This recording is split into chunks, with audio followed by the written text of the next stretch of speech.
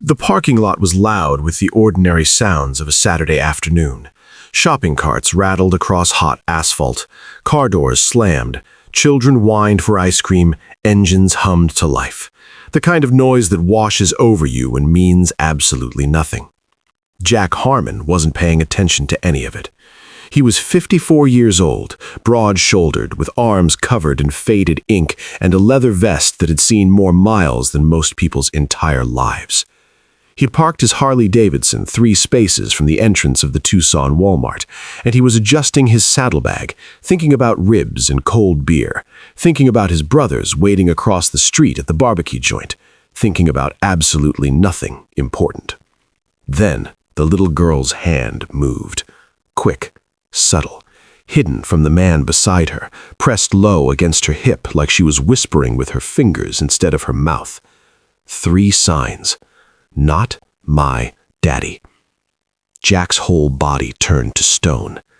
He'd learned American Sign Language 40 years ago, sitting on the kitchen floor with his little brother Danny, who had entered this world in complete silence and never once heard a single sound in his entire life. 40 years of watching hands, 40 years of reading meaning in the spaces between fingers, 40 years of understanding what most people couldn't hear. And what that 5-year-old girl had just said to him hit harder than anything he'd ever been punched with in his life. She was small, blonde curls bouncing with every forced step, little pink sandals scraping the hot ground because her legs were too short to keep up with the man dragging her forward. His hand was clamped around her upper arm so tight her skin bunched under his fingers, and she was leaning back slightly, her whole tiny body resisting a direction she didn't want to go. To everyone else in that parking lot, they looked like a father and daughter. Maybe she'd thrown a tantrum inside. Maybe she wanted candy and didn't get it. Parents dealt with difficult kids every day. Nobody stopped. Nobody looked twice. The man was calm. His shirt was clean. His smile was easy. He looked like someone's husband, someone's neighbor, someone completely ordinary, completely safe. He looked like he belonged next to that little girl. He didn't. Jack knew it the moment those blue eyes found his. The girl looked at him for just 1 second, just long enough for her to confirm that he had seen her, that he had understood. Her eyes were enormous and wet with tears she was too frightened to let fall. They were the eyes of a child who had already been told in some language deeper than words that no one was going to help her.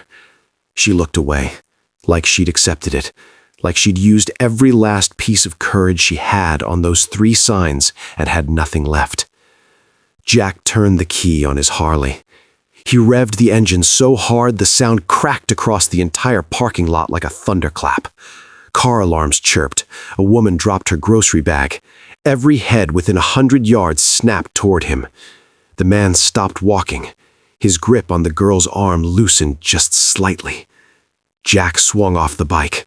6 feet 2 inches, 220 pounds, a Hell's Angels patch on his chest, and eyes that didn't blink. He walked directly into the man's path. Let go of the girl. The man's easy smile didn't flicker. He was practiced, rehearsed. The smile of someone who had been in this situation before and knew exactly what to do with it.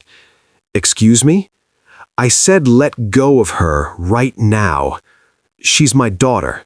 He let out a small, tired laugh, the kind fathers use when they're explaining something obvious. She's having a rough day. You know how kids get. She just told me she's not your daughter. Something shifted behind the man's eyes, just a fraction, like a wall developing its first crack. She can't talk. She has issues.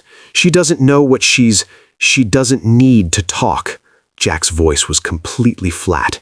She signed it, and I understood every single word. The grip on the girl's arm tightened. She whimpered, a sound so small and broken it barely existed, just a tiny exhale of pain from a child who had probably learned that making noise didn't help anyway.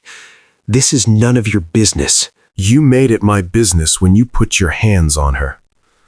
People were stopping now. A teenager lifted his phone. An elderly couple stood frozen beside their truck. A woman with a full shopping cart slowly backed away, reaching into her purse. The man's jaw tightened.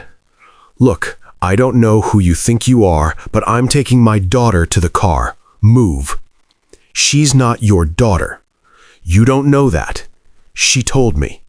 She's 5. She doesn't know what she's saying." "She knows exactly what she's saying." Jack took one step closer. "The question is, why are you so afraid of someone understanding her?" Real fear moved through the man's face then.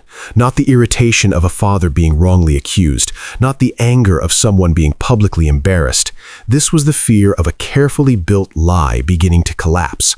The fear of someone who had depended on this child's silence as his greatest weapon, and was now watching that weapon disappear. "I'm calling the police," the man said, his voice rising with manufactured outrage. "You're harassing me. You're threatening me in front of my child." "Good. Call them. I'll wait right here." The man didn't reach for his phone. "Go ahead," Jack said quietly. "Call 911. Tell them your name. Tell them her name. Let them sort it out." Silence. "That's what I thought." "You're making a huge mistake," the man's voice dropped low. Something dangerous underneath it now. Something that had probably scared a lot of people into backing down. "You have no idea what you're getting into." "I've been getting into things my whole life. Hasn't killed me yet." The girl stood between them, shaking so hard her blonde curls trembled. Her little eyes moved from Jack to the man, back to Jack, reading the situation with a precision that no child her age should ever have to develop. Her free hand hung at her side, fingers still. She had nothing left to say. She was just waiting to see what the world would do with what she'd already given it. "Last chance," Jack said. "Let her go." "Or what, you gonna assault me in front of all these witnesses?" "I won't need to, because every single one of these witnesses is watching you grip a 5-year-old's arm hard enough to leave bruises, and half of them are recording." The man looked around. He saw the phones. He saw the faces. He felt the walls closing in. He yanked the girl forward. "Come on, we're leaving." She stumbled. Her knees hit the asphalt. The sound that came out of her wasn't a scream, wasn't a word, just a small, broken exhale of air punched from tiny lungs. Something inside Jack Harmon came completely apart. He grabbed the man's wrist and twisted it away from the girl with a grip built from 30 years of wrenching engines and swinging hammers and fighting when fighting was the only language left. The man's fingers opened. The girl scrambled free. "Don't you ever touch her again." "Get off me! Someone help! This maniac is attacking me!" "Already called the cops," the teenager shouted from 20 feet away. "They're on the way." The man's whole performance crumbled. Everything underneath it was small and cornered and desperate. He shoved Jack hard, broke free, and ran. Not toward the van, not toward the girl, just away, between parked cars, his clean shirt and calm face disappearing into the rows of vehicles. Gone. Jack let him go, because the girl was on the ground. She had curled herself into a ball behind a pickup truck's rear tire, arms wrapped around her knees, face buried, her little body heaving with sobs that had almost no sound, just her shoulders shaking in a rhythm that broke something in every person who saw it. Jack lowered himself to the pavement slowly. Every instinct told him to scoop her up, to hold her, to tell her everything was going to be fine. But Danny had taught him better than that. You don't grab a scared child. You don't crowd them. You get low. You get still. You let them feel the safety before they see it. He signed gently, keeping his hands where she could see them. "You're safe now. He's gone. I understand you." She peeked over the top of her knees. Tears had cut pale streaks through the dust on her cheeks. Her eyes were red and swollen and ancient, and watching his hands with an intensity that made his chest ache. "I understand you," he signed again. "You are safe." Her little hands shook as she signed back, slow, clumsy, the signs of a very young child still learning the language that was supposed to keep her connected to the world. "He took me from the playground. Mommy doesn't know." Jack felt the ground shift beneath him. This wasn't a custody dispute. This wasn't a misunderstanding. A child had been snatched from a playground in the middle of the day, and this man had walked her through a crowded parking lot while 100 people looked right through her. "What is your name?" he signed. She spelled it one careful letter at a time, her fingers trembling. E-M-M-A. Emma. That is a beautiful name. I am Jack, and I promise you I am going to help you find your mommy. She stared at him for a long moment, reading his face the way deaf children learn to read faces, with a precision that hearing people never fully develop. Looking for the lie, looking for the trick, looking for the moment this stranger would become just another person who didn't really care. She didn't find it. Emma crawled out from behind the tire and wrapped both arms around Jack's neck. She weighed almost nothing. She smelled like playground dust and strawberry shampoo and fear. Her small heart hammered against his chest like a trapped bird desperate to get out. "I've got you," he signed against her back where she could feel the movement. "I've got you." 2 police cruisers arrived 4 minutes later. Officer Torres approached carefully, eyes moving over the scene, hand near her weapon. Jack told her everything. Torres radioed dispatch. The response came back in under 2 minutes. Emma Walker, age 5, reported missing from Saguaro Park Playground 40 minutes ago. Mother on scene, hysterical. Send her to the Walmart on Grant. Emma sat on the curb beside Jack, her hand wrapped around his index fingers so tight her knuckles turned white. Every time a car door slammed or an engine started, she flinched and squeezed harder. Jack didn't try to free his hand. He signed one-handed with the other. "Your mommy is coming. She is going to be so happy to see you." "I wasn't supposed to leave the swings," Emma signed, "but the man said he knew my mommy. He said mommy was hurt. He said I needed to come right now." Jack's stomach turned to acid.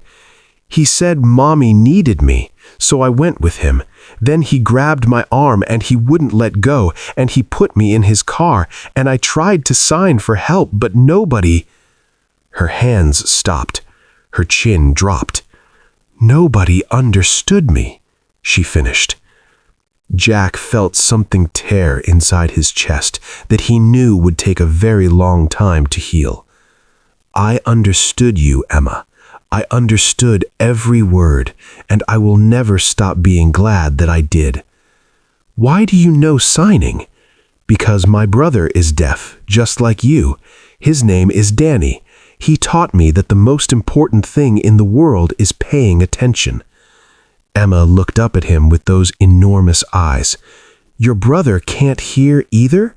"Not a single sound. Not one day of his whole life." "Does he get scared that nobody will listen?"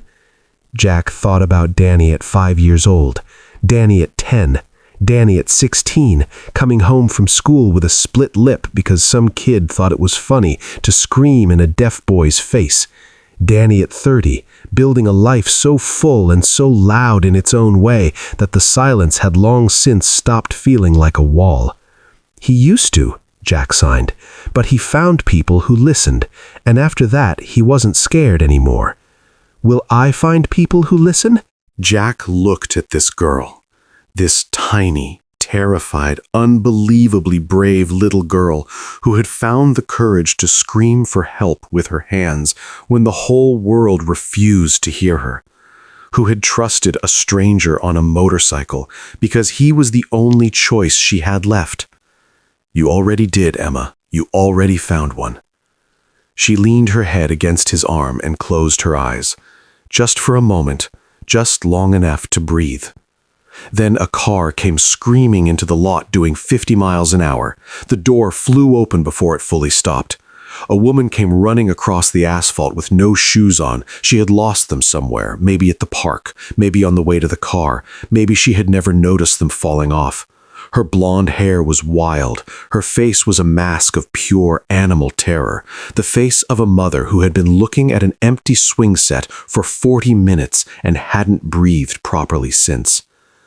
"Emma, Emma, Emma!"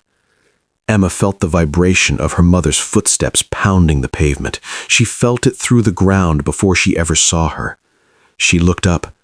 The sound that came out of that little girl was not a word and not a scream. It came from somewhere deeper than language, from the place inside a child where all the fear and all the love and all the desperate hope had been compressed into something that had no name but broke every heart within earshot. Sarah Walker scooped her daughter off the ground so fast that Emma's sandals flew into the air. She collapsed onto the hot asphalt, clutching Emma against her chest, rocking back and forth, saying her daughter's name over and over, like it was the only word that had ever mattered. My baby. Oh God, my baby. I'm here. Mommy's here. I'm so sorry. I'm so sorry. I'm so sorry. Emma pressed her face into her mother's neck. Her little body shook with silent sobs. Her fingers gripped Sarah's shirt so hard the fabric stretched. Jack stood up and stepped back. His legs were unsteady. His hands were still trembling. The adrenaline was draining out of him, and what it left behind was a hollowness so complete he could barely stand inside it. After a long time, Sarah raised her head. Her face was completely undone, mascara in black rivers, eyes swollen nearly shut, a small smear of blood on her lip where she had bitten through it without noticing. She looked at Jack. "You found her." "She found me," he said. "She signed for help. I just happened to understand." Sarah's chin trembled. "They told me. The police told me, a man on a motorcycle, that you were the only one who stopped." Her voice broke like something that had been barely holding together finally letting go. "He was walking her through that parking lot and people they looked right at them and nobody. "I noticed," Jack said. "I noticed her." Sarah pressed a hand to her mouth. For a moment she couldn't speak at all. Then, quietly, "She's 5 years old. She can't scream for help. She can't call 911. She can't even say her own name out loud." Her voice dropped to almost nothing. And he knew that. He chose her because of that. There were no words big enough for what moved through Jack's chest in that moment. No words angry enough or broken enough or large enough to hold what it meant that a man had looked at a deaf child and seen an opportunity. Emma tugged on his hand. He knelt down. She signed slowly, carefully, making sure every letter was clear. "He told me nobody would come. He told me nobody would look for a girl who can't talk." Sarah made a sound that was not human. It came from the place inside a mother where love and terror share the same heartbeat, where the line between holding on and falling apart is thinner than a